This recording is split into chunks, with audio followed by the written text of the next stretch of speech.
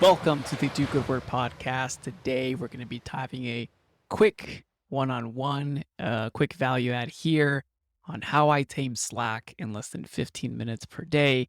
This one's coming from the archives. This one's coming directly from what clients absolutely love. And I want to share this with you so that you can actually implement this. Clients get the whole SOP and the whole 9 yards of how to do this and implement this and support. But you need to have this. So I think this can definitely transform the way that you work because it has for others already. So let's get to it. How to tame Slack in less than 15 minutes per day. I don't guarantee 15 minutes, but I can definitely tell you that I process my Slacks, and I'm not sure how many Slacks you get, but at some channels I get up towards 100, and I still do this in less than 15 minutes. So let's do this. First of all, I believe that everyone needs to have at least, if you're not going to follow this, at least a protocol on how to execute Slack, because I read this from a well-known company, a CEO on LinkedIn. I'm not going to call them out, but I literally fell off my chair, but that's figuratively because I'm on a standing desk, so I couldn't fall off anything. But if I was on a chair, I definitely would fall off for dramatic effect. But the CEO of a well-known company, big company, said that we will be removing Slack and going back to short phone calls. Like, he made a declaration as if this was a smart idea. And I just thought that was hilarious because if you use Slack or if you use Teams or God forbid you're using Skype, you need to have a protocol. You need to have an action or a standard operating procedure of how you process information and train your team. Clearly, this team didn't have that. Okay. Because having short phone calls for the entire team at the size that they're at, literally, what else are you going to be doing all day besides calling on the phone?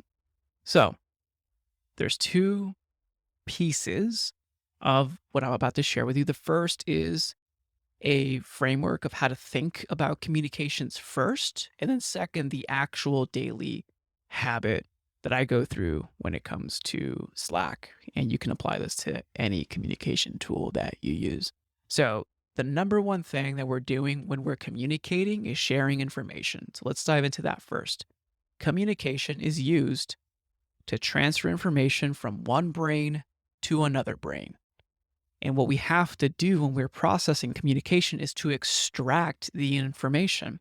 So depending on your priority or your initiatives or who you're talking to, information that you extract from communication is either effective and useful immediately, later today, tomorrow, or never.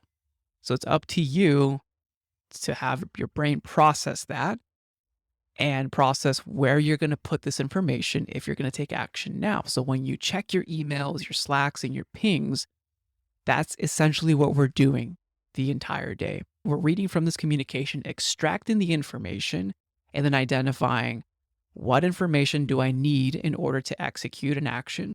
Do I need to communicate that I'm going to, execute, or do I need to facilitate in the execution of an action? Or do I need to process this information and save it for future use? Or do I need to discard?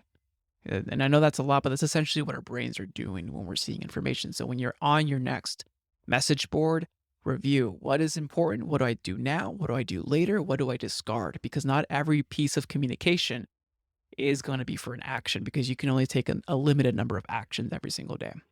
So now that we've got that downloaded and understanding the purpose of communication, let's talk about the daily intake habit for Slack or any tool that you use. There's 3 specific actions here. Very simple. It's so simple that literally takes me about 7.5 minutes to do, but I'm going to put 15-minute buffer because I believe that you can do this. The first day that you do this will take longer, probably take 30, maybe 45 minutes. But once you do this, the second day, the third day, you will be in such a good flow. And I say that with confidence because it just works, which is why I wanted to record this podcast for you. So by understanding the key element of communication, we can now execute this daily process with ease because we know what we're looking for.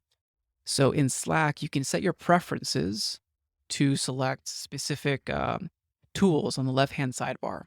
And these tools, there's only 3 tools that you'll need to execute this correctly. You'll need the unread section, you'll need your threads section, and you'll need your saved section. So if you go to preferences, you get to see your sidebar, edit your sidebar, customize it. These are the only 3 things you need. You can have every other tool or a preference open. These are the only 3 you need: unreads, threads, and saved. So here are the 3 actions that you need to do to process your information extremely fast. Number 1, click where it says unread and review your unread messages and threads. When you're doing this, though, step number 2, determine if this is something that you can respond to in less than 2 minutes. If it's a quick response that you can respond to immediately, answer it, click it as read, move on. If you determine, this is step number 3, if you determine that the question or the response is going to take you longer than 2 minutes, click the little saved button on that message and get back to it later for review at your end of day or midday review. Now, if you do this, you would have responded to about, I don't want to give you a percentage, but it's more than 60%. You would have responded and read through a majority of all your questions. And it's typically anywhere between 15, sometimes 30% of your messages that come through. It's a low amount from what I'm seeing that you have to click save and then review for a better time during the day where you're in response mode or when you're in thinking mode to really dive deeper on a bigger response. So when do you do this routine? So it's a 3-step process that we just went through. Number 1, go through your unread messages. Number 2, determine if you can answer it quickly. If so, do so and mark it as read. Number 3, if it's a longer response or needs more research, save it and review it for later. So when do you do this habit and when is the best timing for it? So typically I do this in my morning download in a morning routine just to see what is the communication happening for today. Doing that morning download, now I know that for the morning, what I need to respond to later that afternoon or later that morning under saved. Depending on your messaging cadence, you can do this once a day. You can do this twice a day. If you have a large team, you can do this 3 times a day. Once in your morning download, second around 1 o'clock in the afternoon, local time. Yes, your local time. And third, before you log off for the evening. And when you do this, I'll have to admit, your Slack life will be very boring because I've done this even with teams as large as 70, and my Slack life is sometimes very boring. You don't have to have super excitement all the time in Slack. But what this does mean is that you can create more space for yourself, not only to do your important work that you need to do, but also enjoy the process, enjoy the day. Maybe you've cleared your Slack inbox or whatever inbox. Go for a walk. Go outside, get some sunlight. Go for a walk with a dog, with your kids, or if you're working in the office, you know, walk around, get some lunch. That's really the goal of why we're trying to create this kind of habit, because the journey matters. Enjoying the process is extremely important, and we want to make sure that we create that space, not only mental space for you to open up that bandwidth to be more creative, but also open up that bandwidth so that you can do your best work. If you have any questions, suggestions on this, go ahead and email us at podcast@dogoodwork.io. If you have any suggestions for topics you'd like us to go deeper on or guests, you can send us an email. Again, that's podcast@dogoodwork.io. As always, it is an honor to be a small part of your journey. This is Raul Hernandez. Do good work.